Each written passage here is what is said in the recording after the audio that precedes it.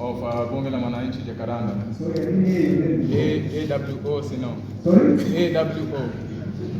The W is like so. Okay. The W is for William. Maybe that's why it's hidden. Yeah. So I've known you over the years as a business mogul. And my problem could be with the business moguls that we have in Kenya. Are they the ones killing us? Because we are talking of 1.9 trillion GDP for Kenya, which is, or could be, Google's turnover. Yeah, so you can imagine how bad the situation is. And according to my analysis, we are actually milking 2 cows instead of 8 cows. And these 2 cows that we are milking are to be found in central Kenya and Rift Valley region in terms of exports. So how do we earn foreign exchange with only 2 regions instead of 8 regions? For example, Bungoma, pan paper industry closed so many years ago. Siaya, the cotton industry down, and the whole textile industry, speaking of Rivertex, Mountex, Kikomi, and so many others that would have cropped up by now.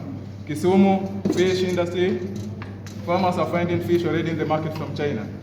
Kakamega, sugar, and the list goes on. We are getting sugar from Brazil. So how do we earn foreign exchange? How do we get enough money in our pockets so that we can comfortably pay these taxes that Nabi Ruto is talking about? So you as a business mogul, you must have brushed shoulders with other business moguls, and we are calling them unscrupulous business people who are composed of ex-government officials who make sure that they kill our local industries by importing products that we can produce in this country, including pilipili, including ginger. What's your take on it? What can you tell us about them? Very good question. Okay. Now, then there is the question from A.w.o. Anasema mimi ni business mogul. My friend, don't you want to also be? Don't you want to be? Yes. So if you want to be, you don't say business moguls are bad. When you are aspiring for something, you don't say they are bad.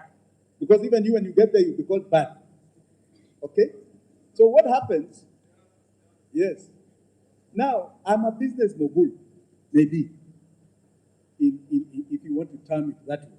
And I like to say, from your mouth to God's ears. Now, there are others who are thieves. Those are not business moguls. It's like saying somebody who does drugs is a businessman. That's not a businessman. That's a criminal. Okay? Those are criminals. Don't put them as moguls. Right? We've added the value in the things that we have done, not taken away value. All right? Because if you're a business mogul, the first thing you think about is soko. Soko. So you want people with money in their pockets because sasa mumekuwa soko, mtakuwa soko. When I take it all, you have nothing for me tomorrow. So you want more and more people with money. You want richer and richer people because it expands the reach of your product. Whatever your product is, an idea, a skill, something I'm manufacturing. And this is where we must be as a country, which means that we want money in Mama Mboga's pocket. But not money through a government. Money with government getting out of our life because it is fingering us. It is fingering us with taxes. It is fingering us with debt. It is coming with regulations. And when we are questioning, we are being hounded, we are being arrested, we are being oppressed. No. This must be a very joyous thing. Tafuta M-Pesa. Must be joyous. Where everybody is happy. Everybody is striving and there's glee in people's eyes. Not a bad thing. Okay? It's like when you have capacity to buy a new shirt. So you feel very good when you get it. Yes, that's what this is about. Okay? So we are of that model. And I like something you have said very well. Why is this model of foreign exchange anchored in Rift Valley and in central Kenya? Where did the colonialists come? And what did he dominate? He came to central Kenya and said, these highlands near Mount Kenya, the rain, the soil, can grow coffee and tea. Then he went to the White Highlands of the Rift Valley, where the Kalenjin are. And he made pastoralists, farmers, got them into tea, because that's where his cash crop of tea was coming from. It's a very valid question. Why have we stuck to those traditional areas? It's because the mentality has been going on for 60 years, and that's what we're saying must change. We have a market of 1 billion Africans. You know, you go to Nigeria today, and they'll tell you, these potatoes we have here, we are importing from Peru. The milk we have comes from the Netherlands. A country of 240 million people won't even take a manufactured good like butter or yogurt or a spare part from Kenya. It's banned. You understand? We don't even need the mzungu. Our flowers, everything you can think of, the value addition on the things we can do here are phenomenal just for our own market called Africa. But nobody is telling you this. That's the model we are seeking to change. Because it must not be government-driven, it is us-driven. Today you have information in your hand, your phone. All you want is a government that helps you open up a market. So we want to be lobbying to government, not put taxes on us. But why is Nigeria stopping us from selling our things to 240 million people?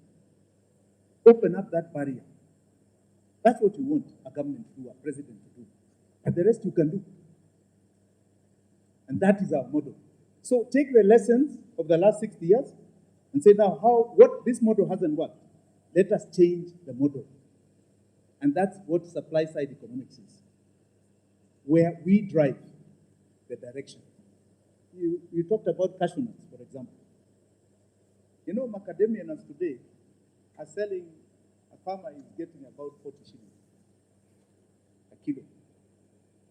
Do you know out there what it is going for?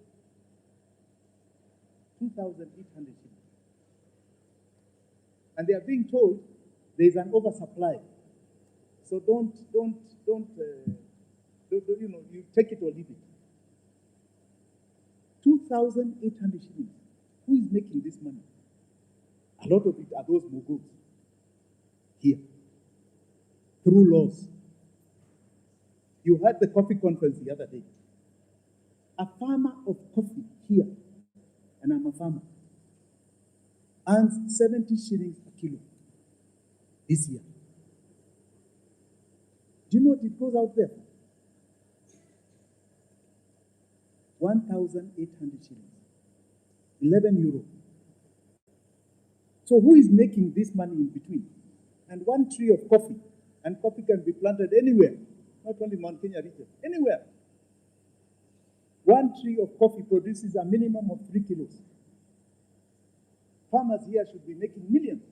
But you have a group here who have decided they are the millers, they're the marketeers, and they're the buyers. And they've been here for 40 years. Who has been entrenching them here? Now what in Wazungu? 2 Germans companies and 1 Swiss company. And it has been impossible to remove them until the Coffee Reform Act, which came in, and even then, the previous government refused to implement it. So who keeps disenfranchising us? I think I've answered your question. Don't look at your moguls here. Those who are partners, we don't want. We'll cut them off as cartels. Those who are thieves are thieves. Don't say they're moguls. All right? And we must start saying, actually, this model can change. That is supply side economics. Have I answered your question? Asanteni sana. Thank you all very, very much. Oh, one more.